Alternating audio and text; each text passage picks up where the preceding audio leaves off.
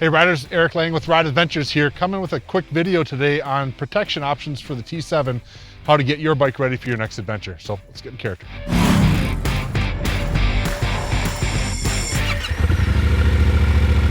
So the T7, what a great adventure bike. So glad it got introduced into the market a few years ago. In rental operations and our touring and training operations, we've had a bunch of these things running and had some successes and a couple of failures with crash protection items. So I just wanted to walk through how we've resolved to do it here, at least with the new bike starting this season. And so going from front to back, just some parts that might work for you. We're going with the Acerbis X Factor handguards. What do you say about it other than the original handguards that come on the T7? Probably not going to be ample protection. You do want to protect your levers, the bars in general, and so having something solid like that with an aluminum bar inside of the plastic, a little bit of maybe wind or brush protection with that plastic piece like there, and just something a lot more durable than what Yamaha sent these out with originally. Good idea there. Going back on the bike, we actually are going now with the Yamaha OEM Crash Bars, which sounds strange to go with OEM when there's so many great aftermarket parts manufacturers out there. But the main thing is that we are not mounting a crash bar that depends on this down tube, this sub-assembly frame piece that is not part of the stress member chassis, but I've talked about it in other videos. It's this piece that ultimately shouldn't be relied upon laterally, only vertically, to support the skid plate and the radiator and all that. But anyway, having sampled a couple other crash bars, we've had great success with these Yamaha OEM ones, and so that's what we're using on the T7s now.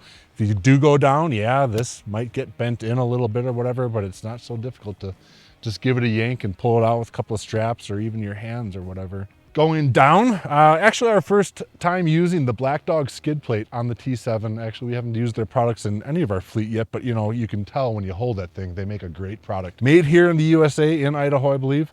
Black Dog's been around for a long time, and again, the original crash protection or skid plate on the T7 leaves a lot to be desired. If you're gonna really be out there testing your bike, having something solid like that is going to be a good idea to protect that engine. Further back on the bike, okay, the T7 has its flaws. You know, we've all heard by now about this muffler hanger piece being sort of a liability, and there are high fender kits and all sorts of stuff that you can do. But whatever the case, having that muffler at least protected against the inevitable fall onto the side like that. Luggage rack system like this one from Outback Motortrek held up really great in our previous versions of this bike that we've had out.